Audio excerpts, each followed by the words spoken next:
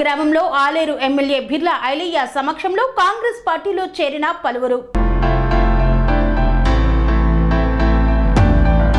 ఆలేరు నియోజకవర్గంలోని యాదగిరిగుట్ట పట్టణం నుండి ఆలేరు మండలం కొలనపాక గ్రామం నుండి ప్రభుత్వ విప్ బిర్లా ఐలయ్య సమక్షంలో కాంగ్రెస్ పార్టీలోకి భారీగా చేరికలు జరిగాయి.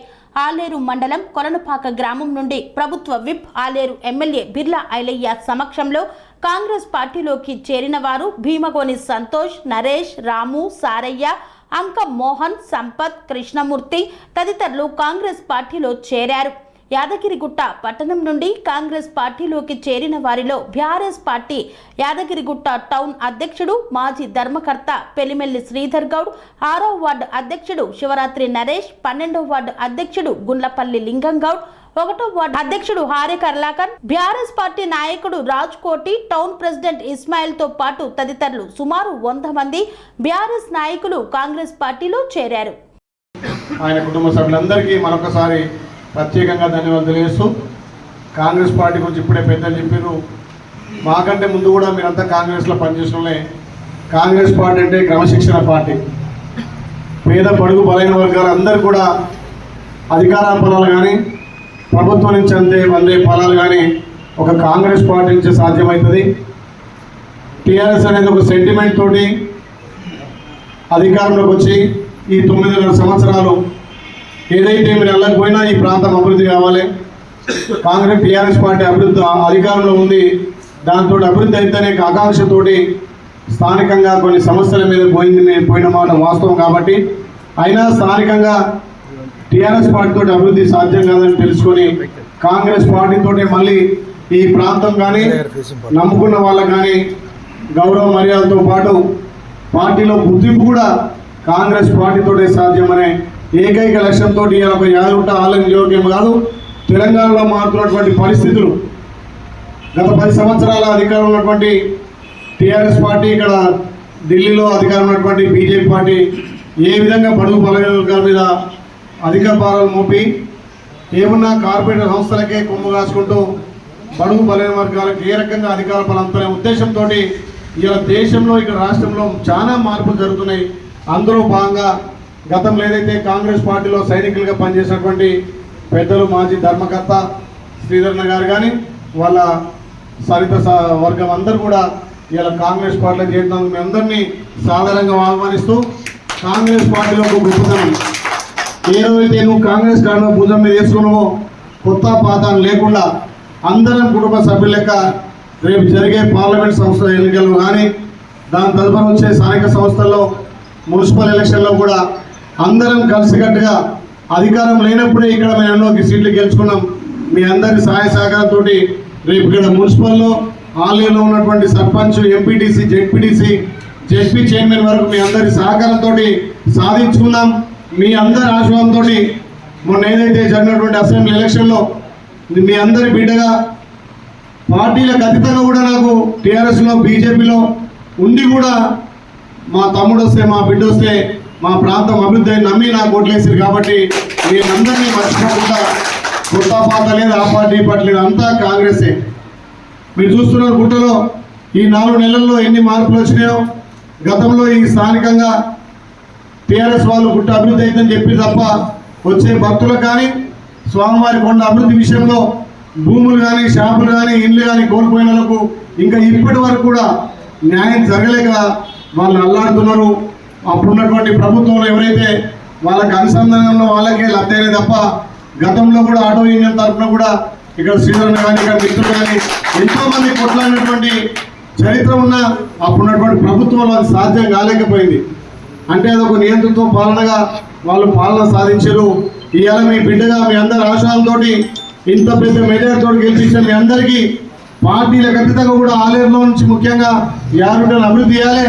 కొండకు ఏదైతే సహకరించి ఆ కొండ అభివృద్ధి అయితే ఇంకా మాకు స్థానికంగా ఉద్యోగ అవకాశాలు, ఉపాధి అవకాశాలు వచ్చే భక్తులకు అన్ని విధాల సౌకర్యం కల్పిస్తే మేము బతాం అనుకుంటే ఇవాళ స్థానికంగా ఎవరు కూడా స్వామివారిని నమ్ముకొని బతకలేని పరిస్థితి. షాపులు పోయినాయి, ఇల్లు కోల్పోయారు, ఆటో కార్మికులు మొన్నటి దాకా కూడా వాళ్ళ జీవనం కోల్పోయారు కాబట్టి మళ్ళీ మీ అందరి బిడ్డగా మీ ఆశ్రమంతో ఎమ్మెల్యేగా ప్రభుత్వ విప్గా ఆటో కార్మికులను పైకి పంపగలిగినాం. పంపినమంటే కూడా మీ అందరి సహకారం మీ అందరి సహకారంతో సాధ్యమైంది. ఇంకెవరైతే ఇల్లు కోల్పోయిన వాళ్ళు, షాపులు కోల్పోయిన వాళ్ళు, ఇంకా కూడా వచ్చే భక్తులకి ఇక్కడ అన్ని విధాల అవకాశాలు కల్పించి వాళ్ళకు వసతులు కల్పిస్తే వారితో పాటు మన జీవన ప్రమాణం కూడా పెరుగుతుంది. కాబట్టి పార్టీలకు అతీతంగా మనం యాదగిరిగుట్టను అభివృద్ధి చేసుకోవాల్సిన అవసరం ఉంది. ఇక ఇక్కడ చూస్తే ఇప్పుడే పెద్దలు చెప్పినట్టుగా కాంగ్రెస్ పార్టీ బీజేపీతోనే పోటీ. అందుకే అది గమనించినటువంటి బీజేపీ ఏం చేస్తుంది, ఇలా మతాన్ని నమ్ముకొని కులాల మధ్యలో మతాల మధ్యలో స్విచ్ పెట్టి దేవుని పేరు చెప్పుకొని మళ్ళొక్కసారి ఓటు బ్యాంక్ రాజకీయం చేసి ఇలా 10 ఏళ్ళు అధికారం ఇస్తే ఏ రకంగా దేశాన్ని అభివృద్ధి చేయలేక ఇలా అప్రపాలు చేసి మళ్ళొక్కసారి మన దేవుని పేరు మీద మోసం చేయాలని చూస్తున్నారు. మరి ఇలా కులాల మధ్య చిచ్చు పెడుతున్నారు. కాంగ్రెస్ వస్తే మన భూములన్నీ ముస్లింలకు ఇస్తామట. మరి 50 ఏళ్ళ చరిత్రలో ఎవరికైనా భూములు గుంజుకొని ఇచ్చినమా? ప్రభుత్వ పరంగా కాంగ్రెస్ పార్టీ భూములు దానం చేసింది తప్ప ఎవరి భూమి గుంజుకోలే. ఇలా ఏమంటున్నాడు అంత పెద్ద మోడీ ఒక ప్రధానిగా ఉండి కూడా పుస్తకాలు కూడా చెప్తామని చెప్తున్నారు. అంటే అంత దీనస్థితికి వచ్చిందంటే ఆయనకు ఓటమి భయం పుట్టుకుంది. ఇటు ముస్లింలకు ఆశిస్తామని అటు పుస్తకాలు చెప్తారని అంటే ఒక అభద్రతా భావంతో ఇవాళ మోడీ అధికారం కోల్పోతుండు. కాబట్టి ఇవాళ మన భావి ప్రధాని మన రాహుల్ గాంధీ గారు దేశం కోసం వాళ్ళ కుటుంబం త్యాగం చేసింది. అలాంటి త్యాగ కుటుంబమే ఇవాళ మన ప్రధాని అయితే పేద బడుగు బలవర్గాలకు, బీసీలకు, మైనార్టీలకు, ఎస్సీలకు అన్ని విధాల అవకాశం అవుతుంది. కాబట్టి దానికి ఆకర్షితులై ఇవాళ యావత్ భారతదేశంతో పాటు తెలంగాణలో కూడా మిగిలిన పార్టీలకు ఖాళీ చేసి ఇవాళ కాంగ్రెస్లో మేము సైనికులుగా పనిచేస్తాం, రాహుల్ గాంధీ గారిని ప్రధాని చేయడం కోసమే కంకణం కట్టుకున్నామని చెప్పి ఇలా ఎంపీ టికెట్లు ఇస్తే కూడా మా వద్దు, మేము కాంగ్రెస్లోనే ఉంటామని చెప్పి కాంగ్రెస్ పార్టీకి వచ్చినటువంటి ఘనత ఉంది. కాబట్టి దాంట్లో భాగంగా యాదగిరిగుట్ట పట్టణానికి మళ్ళీ మీరందరూ కలిసి అభివృద్ధిలో కీలకంగా పార్టీ గెలుపులో మళ్ళీ కీలకంగా కావడానికి కాంగ్రెస్ పార్టీలతో సాధ్యమని నమ్మి మీరు కాంగ్రెస్ పార్టీలోకి వస్తున్నందుకు సాధారణంగా ఆహ్వానిస్తూ, ఇంకా మా మిత్రులు నేను పొద్దున వస్తాం అనుకున్నా అక్కడ గాంధీ భవన్లో కూడా మీటింగ్ వల్ల లేట్ అయింది. ఇక్కడ స్థానికంగా ఉన్నటువంటి హేమేందర్ కానీ అదేవిధంగా ముఖ్యంగా మల్లేష్ కానీ భరత్ గారిని అందుబాటులో లేకుండా పోయారు. సరే లేకుండా మీరు కొత్త పాత లేకుండా అందరం కలిసికట్టుగా మీరు వాళ్ళు అందరం లెక్క కలిసి మనం పనిచేసుకొని ఈ యాదగిరిగుట్టలో మన అధికారం లేనప్పుడే మనం 6 సీట్లు గెలిచినాం. ఇవాళ అధికారం వచ్చింది. మీ అందరికీ పార్టీలో లేకపోతే ప్రభుత్వంలో ఒక్కొక్కరికి ఒక అవకాశం వస్తుంది. నేనున్నంత వరకు మీరు ఎమ్మెల్యేలుగా మీరు ఇక్కడ కౌన్సిలర్గా ఉన్నట్టే అనుకోవాలి. ఒకరికి ఒక అవకాశం వస్తే ఇంకొకరికి అవకాశం వస్తుంది. ఖచ్చితంగా నాకు ఉన్న ఈ 5 సంవత్సరాలు మీరు ఇచ్చినటువంటి ఈ ఆశీర్వాదంతో ఇంకా అభివృద్ధి చేయాలి. ప్రతి కుటుంబానికి కూడా ప్రభుత్వం నుంచి ఏదో రకంగా లబ్ధి జరగాలనే ఉద్దేశం తప్ప ఈ రోజు వరకు నన్ను ఎవరు ఎమ్మెల్యే అని పిలవరు. మా బిడ్డ వీళ్ళేలే, మా తమ్ముడు వెళ్ళాడు తప్ప ఈ రోజుకి ఎమ్మెల్యే అనరు. అంటే నేను ఆ రకంగా మీతో మమేకమైతే కాబట్టి మీరు కూడా అందరినీ కలుపుకొని పాత కొత్త లేకుండా అన్నదమ్ముల లెక్క కలిసి ముందుకు పోదాం. ఒకరికి అవకాశం వస్తుంది, ఒకరికి అవకాశం రాదు. అవకాశం వచ్చినా అవకాశం రాకున్నా అందరం కాంగ్రెస్ కుటుంబ సభ్యులమే. ఎవరికి ఎక్కడ ప్రాధాన్యత ఇవ్వాలి, ఎవరిని ఎక్కడ ముందుకు తీసుకుపోవాలి, ఎవరికి ఎట్లా ఆర్థికంగా కానీ మీకు రాజకీయంగా సహాయం చేయాలనో నేనుంటా. కానీ మీరు చేయలేక మళ్ళీ నాకు ప్రాధాన్యత లేదు, నాకు ఆయన పిలుస్తలేడు ఈయన పిలిస్తే కాదు. అందరం కాంగ్రెస్ సైనికులుగా ముందుకు పోవాలి. మీ అందరికీ ఏ విషయంలోనైనా నేను స్పందించి ప్రభుత్వం నుంచి కూడా రావాల్సిన నిధులు మన గుట్ట అభివృద్ధిలో మీరందరూ కీలకంగా ఉంటే ఇంకా కాంగ్రెస్ పార్టీకి ఇప్పుడు పెద్దలంటూ నేను 30 ఏళ్ళు కాదు, మీ అందరికీ 30 ఏళ్ళ భవిష్యత్తు కాంగ్రెస్ పార్టీలో ఉంటుంది. మీరందరూ నా స్థాయిలో ఒక ఎమ్మెల్యే స్థాయిలో, ఎంపీ స్థాయిలో ఇంకెవరికి అవకాశం ఉంటే ఆ స్థాయిలో పదవి రావాలని ఆశించే వ్యక్తిని. కాబట్టి మీ అందరి సహకారంతో కనీ విని రీతిలో మా శ్రీధర్ అన్నప్పుడు మర్చిపోయి ఇటు అన్నాడు, 50,000 మెజార్టీ వస్తున్నాడు. అంటే ఆయన 50,000 మెజార్టీ హైలైట్ వస్తున్నాడు. కాబట్టి ఆయన ఆశిస్తున్నాడు మరి 50,000 మెజార్టీ అదే 50,000 మెజార్టీ ఇటు వచ్చింది. కాబట్టి అందరం కలిసికట్టుగా ఒక కుటుంబ సభ్యులెక్క పని చేసుకుందాం.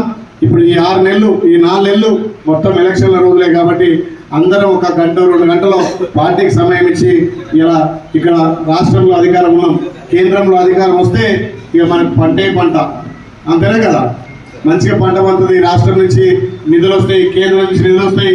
మన యువ నాయకుడు చామల కిరణ్ కూడా ఒక యంగ్ డైనమిక్ లీడర్ కాబట్టి ఆయనను గెలిపించుకొని అక్కడ రాష్ట్రానికి రావాల్సినటువంటి కేంద్ర నిధులు తెచ్చుకొని ముఖ్యంగా ఆలయంను మీ అందరి సహకారంతో అభివృద్ధి చేసుకుందామని తెలియజేస్తూ ఇప్పుడు పార్టీ మీద నమ్మకంతో పార్టీలో ఉన్నటువంటి గౌరవంతో గతంలో మా సొంత కుటుంబం అని మళ్ళీ విశ్వసించి ఇలా కాంగ్రెస్ పార్టీలో చేరుతున్న మీ అందరికీ పేరు పేరున ప్రత్యేక ధన్యవాదాలు.